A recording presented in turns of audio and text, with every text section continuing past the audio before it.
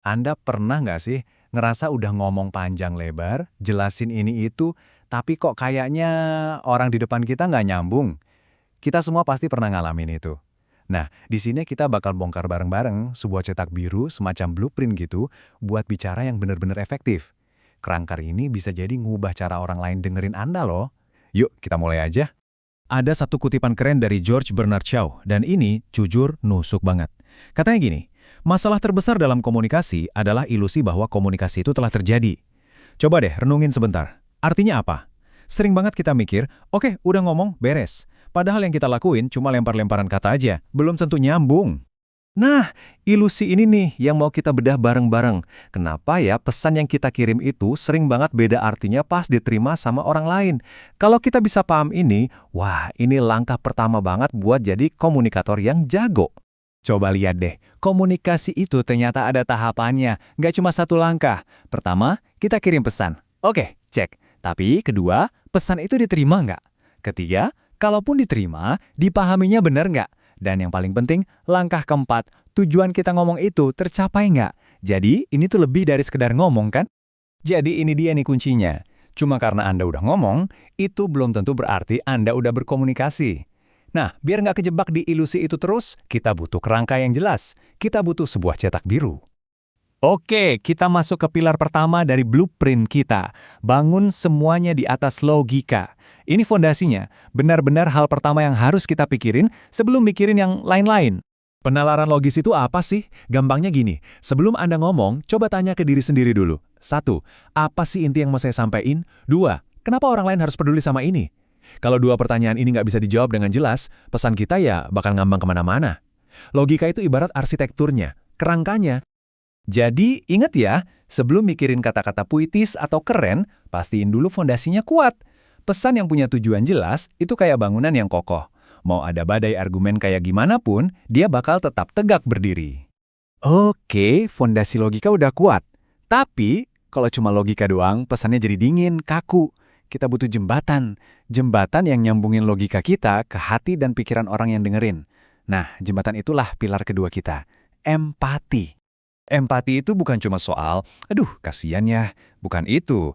Empati itu benar-benar usaha buat sejenak lepasin sepatu kita, terus coba pakai sepatu orang lain. Coba rasain dunia dari sudut pandang mereka. Inilah yang bikin pesan kita tuh klik banget sama mereka. Lihat deh, perbedaannya di sini. Jauh banget kan? Kalau pakai ego, kita itu kayak teriak, dengerin gue. Tujuannya cuma satu, menang debat. Tapi kalau pakai empati, kita lebih kayak berbisik, aku pengen ngerti kamu. Tujuannya buat terhubung. Yang satu bangun tembok, yang satunya lagi bangun jembatan. Terus, gimana caranya praktekin empati? Nah, ini semacam contekan simpelnya. Ngomong sama anak-anak, kuncinya tulus. Sama remaja, coba jadi bagian dari mereka. Jangan ngejudge.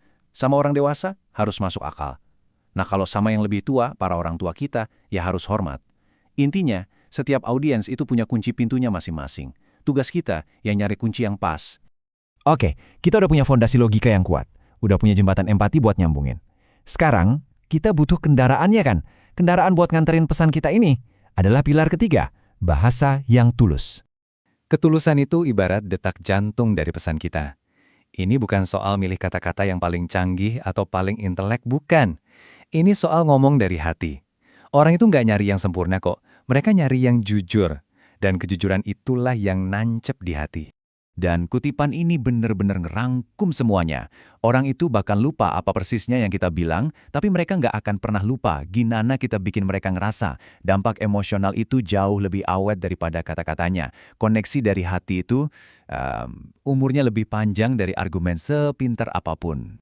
Gimana caranya biar tulus? Gampang kok.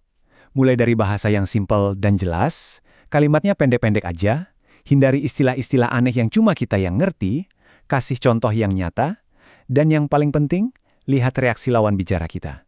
Komunikasi itu kayak dansa berdua, bukan pertunjukan sendirian. Nah, sekarang kita gabungin semua kepingan puzzle-nya. Logika sebagai fondasi, empati sebagai jembatan, dan ketulusan sebagai kendaraannya. 3 hal ini kalau digabung, jadilah sebuah cetak biru komunikasi yang, wah, kuat banget. Dan ini mungkin perubahan pola pikir yang paling penting dari semuanya. Komunikasi yang efektif itu bukan soal pertunjukan, bukan soal tampil sempurna di atas panggung, ini tentang koneksi. Ketika kita berhenti berusaha bikin orang terkesan dan mulai fokus buat terhubung sama mereka, percayalah, rasa gugup, rasa cemas itu bakal banyak berkurang. Jadi sebagai penutup, coba renungkan ini. Setiap kali kita buka mulut untuk bicara, kita itu sebenarnya lagi bikin pilihan. Kata-kata kita itu bisa jadi jembatan yang nyambungin kita sama orang lain, atau malah jadi tembok yang misahin kita. Pilihannya ada di tangan Anda. Jadi hari ini, Anda mau bangun apa?